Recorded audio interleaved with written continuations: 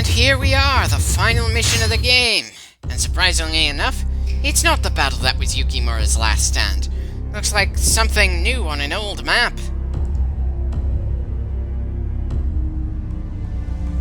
Sorry, but I'm not a fan of being told our previous victory made absolutely no difference at all.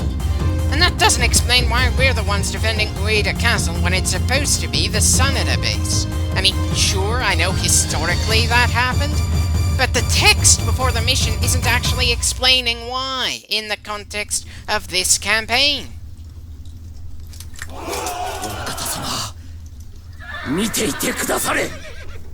And I'm sure you've been doing so every time you've woken up in the morning since the day he died, Yukimura.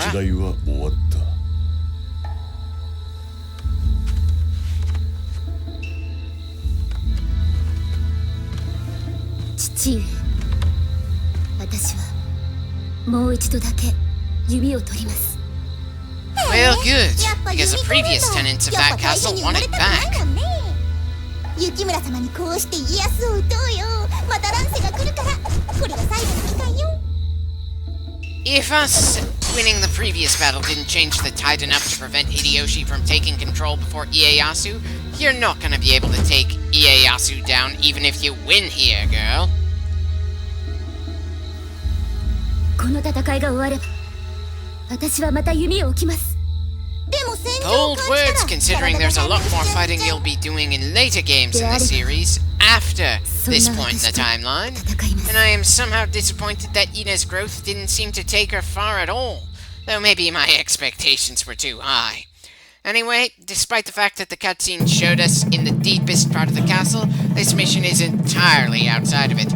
Nothing we can do to prepare for that hasn't already been done earlier in this campaign. So let's get this thing started. So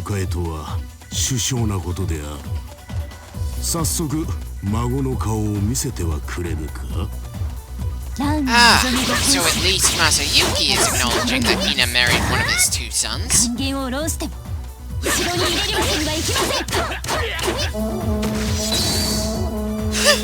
That was a very easy first objective. I'm sorry, but how would a force that large stay hidden like that? I can buy the occasional ambush force popping up out of nowhere, but not the entire goddamn army like that. And why is it that Yukimura isn't acknowledging that Ina's family, just like his father just did? Well, seems we don't have to worry about anyone using the alternate passage to the south just yet. They're just gonna throw a bunch of people at the two gates. Granted, they only need to worry about Ina's effect on the battlefield, not anyone else. Still, I was kinda hoping they'd have more in store for us than just sheer brute strength, when they're probably far more familiar with this castle's defenses than Ina is. Much like with the storytelling, maybe I just got my hopes up considering the quality of the rest of the first Samurai Warriors game. It's funny how this sort of thing was enough to hook me into the series back when I was a kid. But revisiting this first game is just making me go, dear God, they could have done so much more with what they had at the time.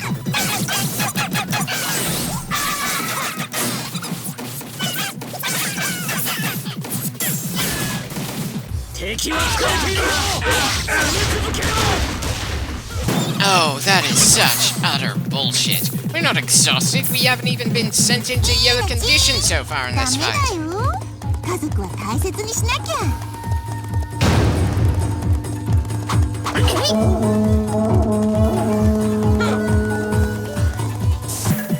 Considering the story in this campaign didn't even touch on the fact that Ina's married, and the only other mention of her family outside of her father were her kids in this very mission, that could be construed as a very dark threat. So dark that it feels kinda out of character for the otherwise rather bubbly Konoichi.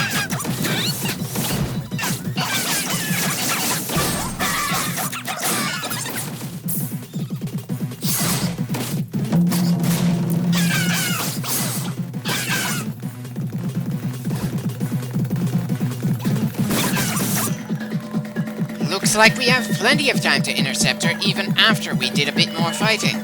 Though maybe I'm putting too much confidence in the rest of our army when I assume that that they're gonna be able to hold off the rest of the enemy's main forces while we deal with the resident ninja girl.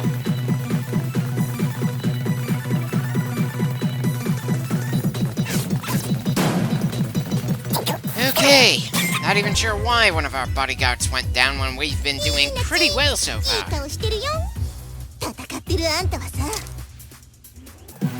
Really?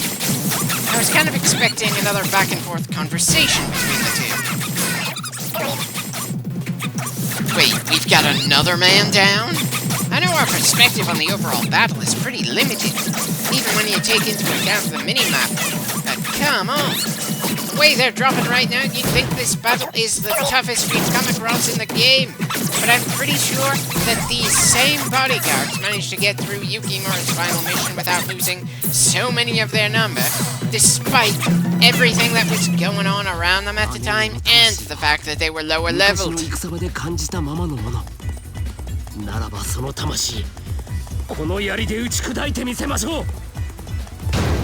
Yukimura, you are on offense, not defense. You're not the one who has to stop the other person.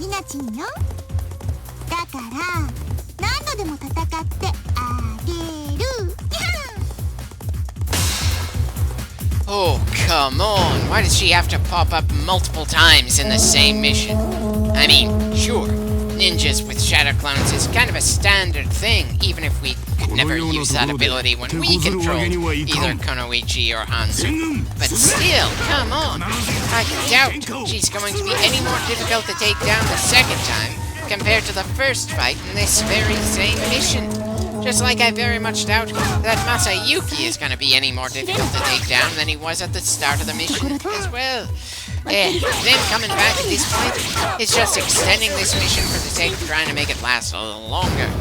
Yeah. And I've already had more than my share of that kind of padding for one game. Thank you very much.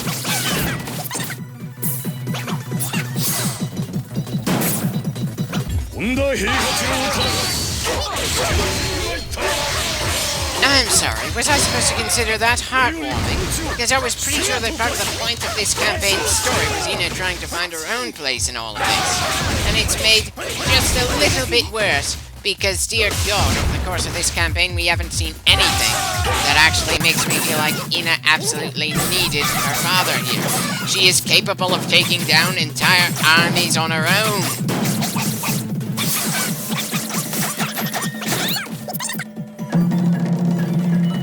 Wait, hold on. That's it? I kind of expected that we'd have to finish off Yukimura and then deal with Kunoichi again before this mission was over. Apparently I misinterpreted how we were gonna finish this thing. Still, just one cutscene left to do, and then it's on to the credits.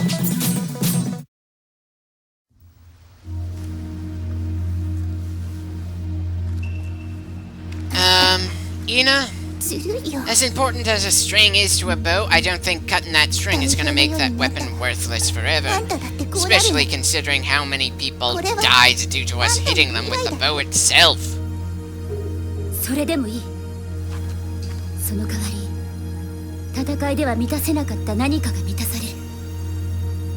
Well, at least you admit you haven't found any answers yet.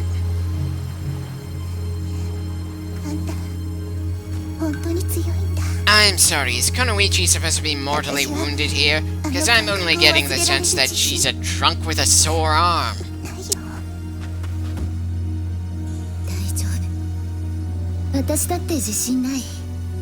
As heartwarming as it is that the former enemies are friends here, I can't help feeling it's unearned, considering what else we saw in this campaign.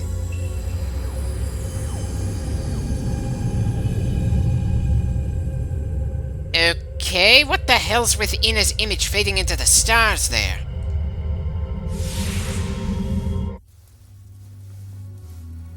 Is the woman in the kimono supposed to be Ina when she isn't in combat gear? Or is that some woman we've never met before that Kunoichi is suddenly working for? I know, not the most confusing ending I've ever seen, but it's still raising a few more questions than answers and doesn't really feel like it's concluding anything decisively.